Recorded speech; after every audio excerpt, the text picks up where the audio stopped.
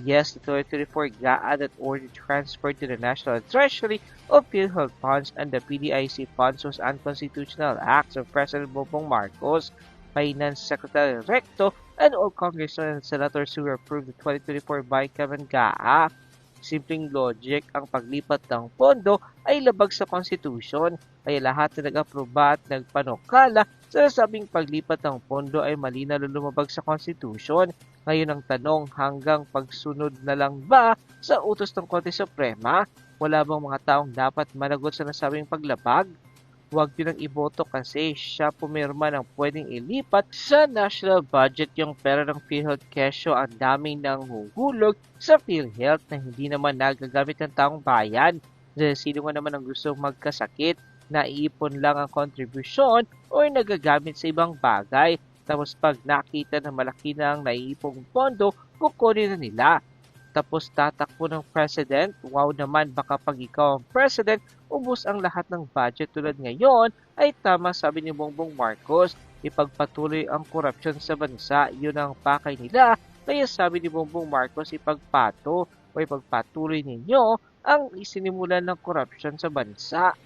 May ebidensya na lumabag sila sa konstitusyon, bakit hindi sila mapaparusahan? Si Bato mabilis silang mapa-ICC na wala namang nilabag baluktot na talaga ang Philippine government ngayon.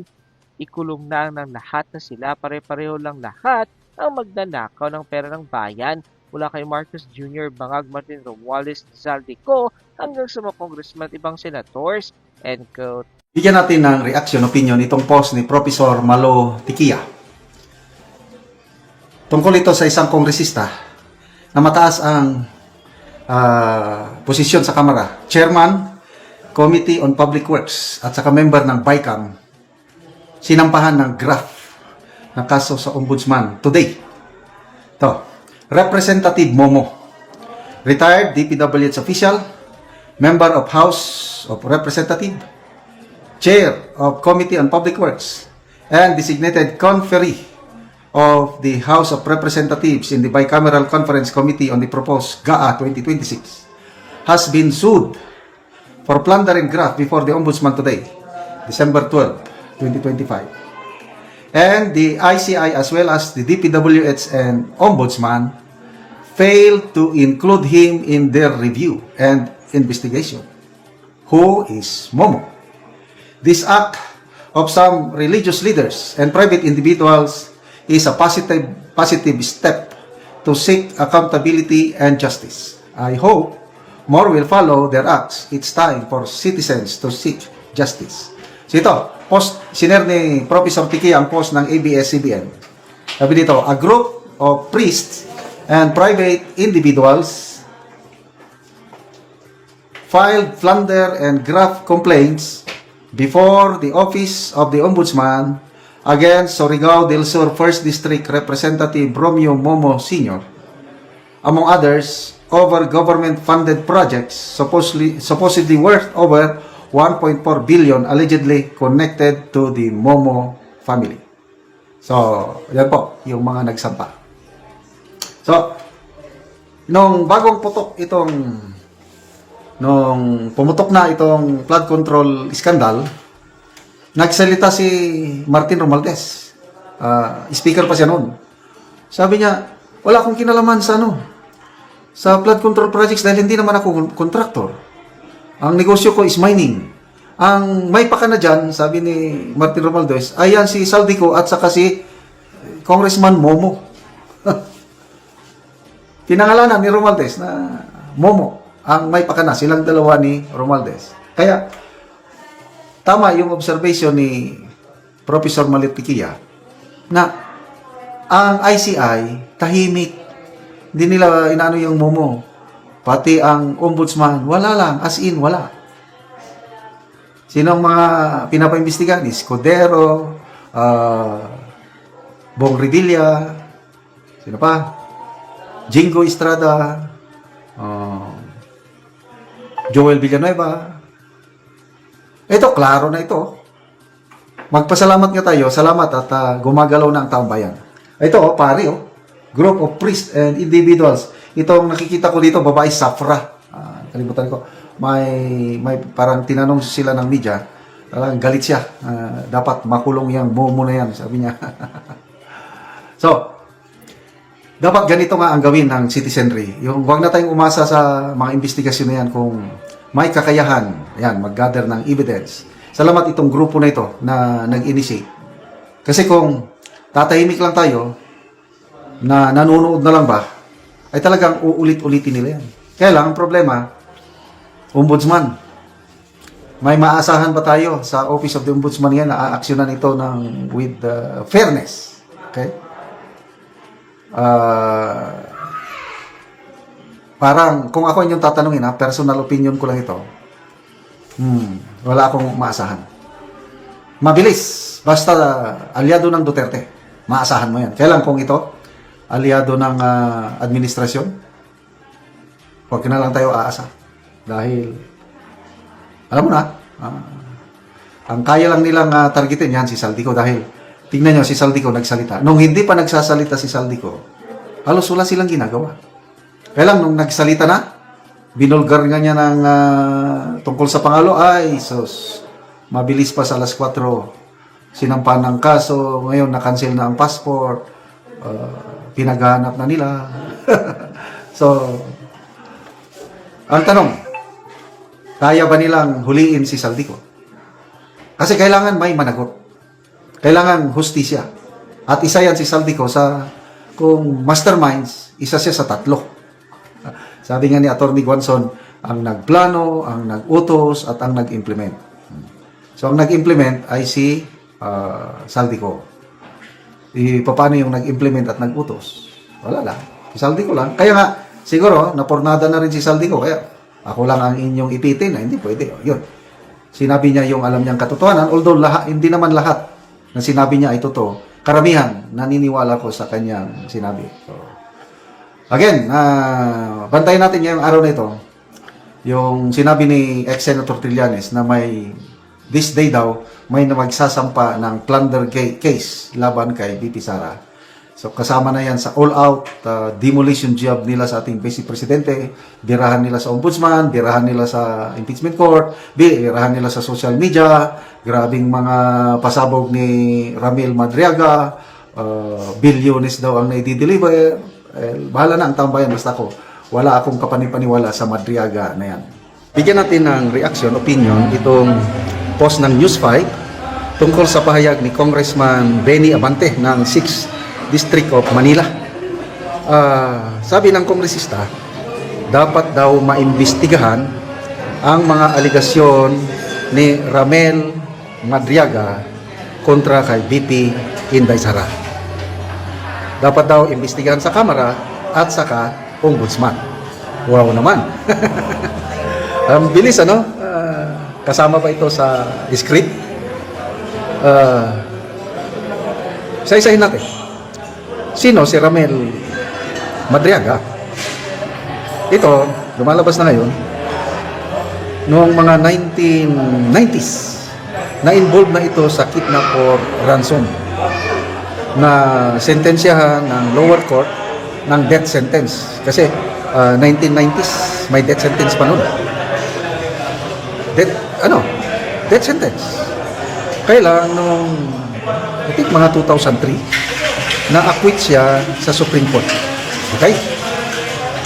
Paglabas nila sa kulungan dahil acquitted sa Supreme Court, bumalik sa dating trabaho. Kidnap or ransom na naman.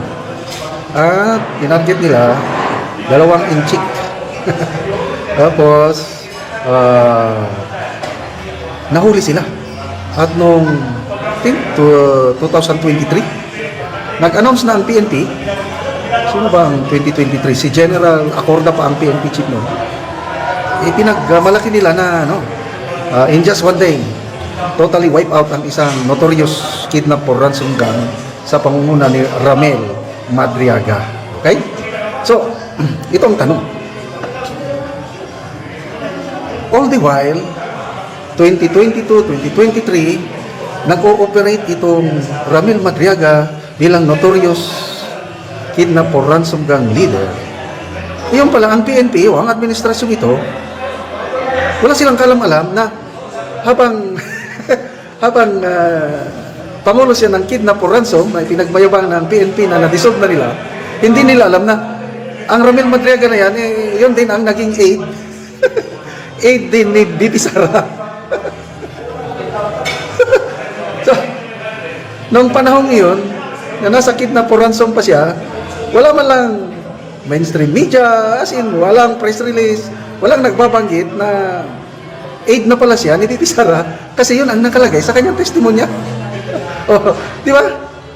Tapos ito ngayon, ang paiimbestigahan ni Congressman Abante, malala ko tuloy si Supreme Court Justice Noel Tihama, maestrado na yan ng Korte Suprema, nagbigay siya ng comment na isa sa pinaka-unbelievable na testimony na saksihan niya, parang ikinumpara niya sa Saldico testimony, although hindi sworn statement, ano? Kaya lang, yung Saldico testimony, yung pagbanggit niya sa mga inakusan niya, klaro na, ano siya? Siya ang chairman ng Committee on Preparation. Siya yung right-hand man ni Martin Romualdez pagdating sa pera. At yung mga resibong inilabas niya, talagang klarong-klaro. So yun ang mas kapanipaniwala na na pahayag dahil galing siya, insider siya eh. Tanong, meron bang initiative ni Congressman Abante para imbestigahan yung mga binulgar ni Saldico na mga insertion whatsoever, yung mas kapanipaniwala na testimony, baliwala sa kanya. Ito ngayon kay isang convicted, convicted but acquitted, no? Klaro na kidnap or ransom gang leader, 2 beses na involved na yung nakakulong. Wow! Yun na ngayon ang binibigyan ng pansin ni Congressman Abante na dapat imbestigahan yan. Kamara and Ombudsman. Well, wag na tayong magtaka. Yan na po yung script na sabi nga ni Atty. Guanzon, Demolition Job 2.0. Dahil hindi sila nagtagumpay sa unang birada nila kay BP Sara, napalpak sila. Ito na yun. Try again next time. There will always be a second time. Ito na po ang 2.0 demolition job laban kay BP Sara. So yun, halos pinagsabay-sabay nila yun. Una, yung aligasyon na may kabit daw na pulburon lord si BP Sara, Samuel Uy, na nakakakuha daw ng bilyones. Then ito na, Pogo Operations. Ramil Madriaga, yan ang kanyang bagman na kumuha ng mga bilyones. Tapos ano ba, ito na, pagsampa ng kaso sa Ombudsman ng kaparian sa pangunguna ni Father Flavi Villanueva. So, nagtatanong nga si Supreme Court Justice Tiham, what is next? Ano kaya ang isusunod nila? So, abangan ang susunod na kabanata. Ano pa ang mga putik na ibabato nila laban sa ating minamahal na BP Sara. But as the saying goes, you can never put a good man or woman down. Bring it on, Congressman Abante. Ay, imbestigahan mo. Nasanay na kami sa mga investigasyon niya. Sa ating ng reaction, opinion ngayon, ang pahayag ni Father Flavi Villanueva, isa sa mga pare na nagsampa ng plunder, malversation, bribery, at iba pang mga kaso laban kay BP Sara sa Ombudsman. Ganito ang kanyang pahayag. Kung walang itinatago ni Vice President Sara, dapat harapin niya ito. Walang politika dito. Tapos sabi niya, bilang pari ng simbahan, the gospel is enshrined in the gospel. That's why I am here. So, ang sinasabi ng pari is nasa kanya ang katotohanan, kaya bilang tinatawan ng simbahan, ayun, nagsampa siya ng kaso laban kay BP Sara kasi tingin niya kay BP Sara is magnanakaw, plunderer, lahat na ng kasamaan nandyan na kay BP Sara. Okay, ang daming mga nagre-react. Binasa ko ang mga reaction sa post na yun. Sabi ni Dr. Rob Rances, sabi niya, the nearest, ang pinakamalapit sa iyo kung sa Bibliang pagbabasihan, isa kang parisiyo. Parisiyo, mga religious leaders noong panahon ng Panginoong Hesus. Itong mga parisiyo ang nagpalansang kay Ginoong Hesus sa krus. They thought, itong mga parisiyo, they were serving God. But in reality, they're not. Kaya, tinawag sila ng Panginoong Isus, itong mga parisiyo, na mga hypocrites. Malala ko tuloy ang sabi ng Panginoon sa Judgment Day na hindi lahat ng tumatawag sa akin ng Panginoon ay makakapasok sa kaharian ng Diyos. On that day, sabi ng Panginoon, I will say to them, get away from me, you evildoers. Ang mga tao lang na gumagawa sa kalooban ng aking amahan ang makakapasok sa kaharian. So, anyway, Ramon Magsaysay awardee pa naman pala itong pari na ito for helping the poor. Kaya lang, ngayon, yung nabasa kong mga comments is parang yung Ramon Magsaysay Award is ginagamit niya yun para to make yung kaano-ano siya, yung credibility niya. Kasi bibihira yung makatanggap ng Ramon Magsaysay Award. Parang Nobel Prize yata ng Asia. So, to me, sayang, yung pagtulong niya sa mga pobre, kapuri-puri yun.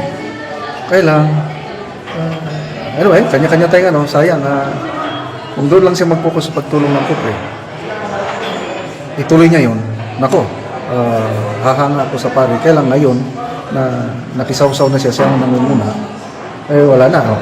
Example, sabihin na natin, may kasalanan si VP Sara. Nanlustay siya. Yung inaano nila is 612 million na confidential funds. Ay, nako. Sila, dahil mga pare sila, hindi nila alam kung paano gastusin ang confidential funds. Ako, bilang isang retired general, nakahawak ko ng ganyan.